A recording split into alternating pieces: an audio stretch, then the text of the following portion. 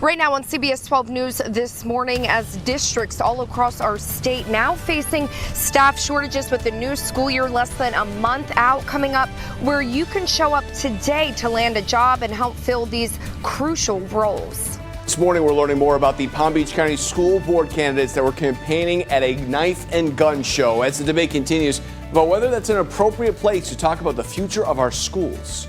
Plus, a new record-breaking inflation number. Americans dealing with the highest jump in prices in more than 4 decades. Families, landlords, and grocery stores all feeling the pinch. Ahead, a breakdown of just how much prices went up for all our essential needs.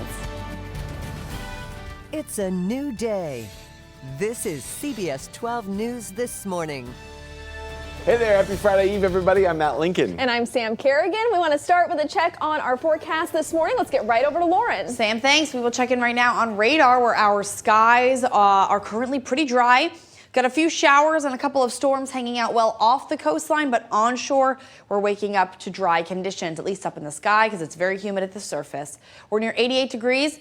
Right around 11 o'clock, skies are partly cloudy through the morning. We'll get a few little showers potentially coming onshore, and then we'll see a better chance of some storms a little further inland later today. We might see a slight improvement in some of the temperatures outside today. Maybe it's only at about 90 rather than maybe 95 like it's been in a few spots. Of course, still feeling very hot and humid, but as we head into your Friday and Saturday, those numbers are going to continue to drop just a tiny bit. It's still going to feel close to 100 degrees.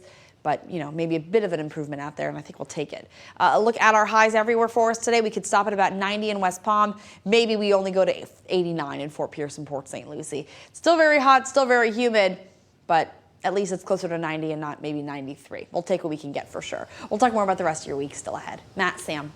Lauren, thank you. 6:02 now. We're checking on that drive for you here on I-95, Vero Beach to Stewart. That is 37 minutes. That is normal for this time of morning.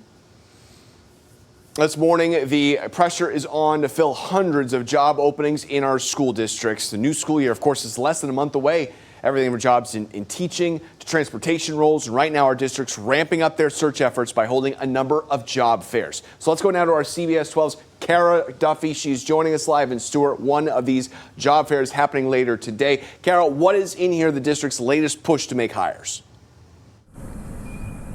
Yeah, good morning, Matt. Right now we are here live from Indian River State College, the Chastain campus. This is where in just a few hours, Martin County school leaders will be looking to fill hundreds of open positions within the district ahead of the new school year. As you mentioned, just a few short weeks out. The openings include a wide range of positions from teaching to custodial and food service roles. Hiring staff with the district tells us the nationwide shortage has forced them to get creative when it comes to their approach to recruiting new employees here to Martin County, and so far they tell us their efforts are paying off.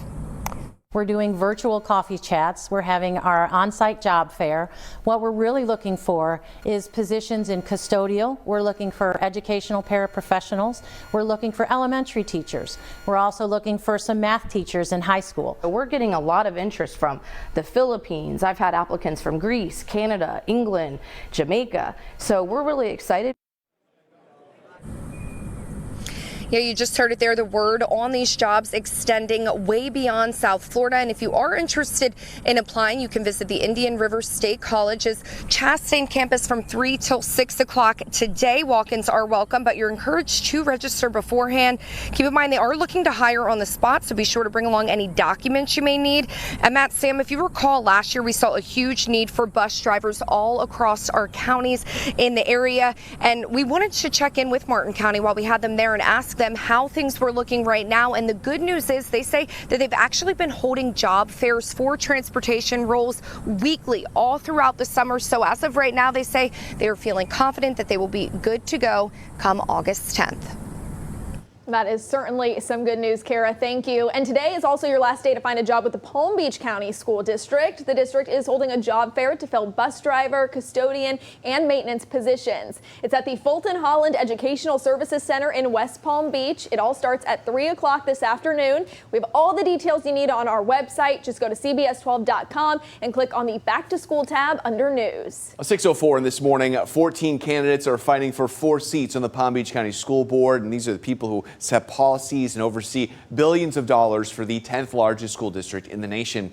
Right now, 2 of those candidates are facing some backlash after taking their campaigns to a knife and gun show in West Palm Beach. Take a look. You can see in this photo a candidate, Jen Showalter, handing out campaign pamphlets, talking to voters. We also have a photo from Amanda Silvestri's campaign, shows her husband and a neighbor, what appears to be an assault weapon on that same table. So Silvestri declined our request for an interview, but she did tell our news partners at the Sun Sentinel, quote, "As a first-time candidate, I try to meet many people where they are as I possibly can. I don't want to deter anyone from my message. If they are reading something they don't agree with it, I don't want them to forget what I stand for, which is protecting teachers and students and making sure schools are safe."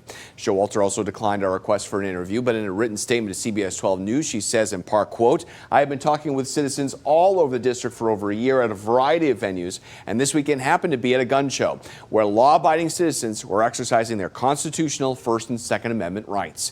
Incumbent school board member Marcia Andrews says what they did was use bad judgment. To be associated with high-powered rifles, AK-47s at this gun show, saying that you're out there trying to keep children and teachers and schools safe, was just horrifying to me to see someone running for the school board in a venue like that. So candidates are facing off in a primary election on August 23rd. If they fail to secure a majority of the vote, the top 2 will appear on the general election ballot on November 8th. 6:06 right now. Pretrial hearings in the Parkland school shooter case have come to an end. A judge was expected to rule on what evidence the jury could see in the sentencing trial, but a key witness did not show up. The defense and media did reach an agreement to limit close-ups of the defense table so Nicholas Cruz can talk to his lawyers without wondering who's reading his lips. Cruz pleaded guilty last year to killing 17 people at Marjory Stoneman Douglas High School in 2018. We will be live from the Broward County Courthouse for opening arguments on Monday morning. Jurors will recommend to the judge if Cruz should get the death penalty or life in prison. The trial is expected to last several months. You can follow the latest developments from the trial on CBS12.com. Well, this morning, inflation has officially hit its highest point in 4 decades. Consumer prices jumped 9.1% in June, which is worse than what economists predicted. It's all making it difficult for many Americans to make ends meet. When we take a look inside the numbers, shows the cost of rent rose at a rate not seen since 1991. We're talking about a 5.6% jump. Meanwhile, food prices continue to rise, with meals at home costing families 12% more than what it cost last year.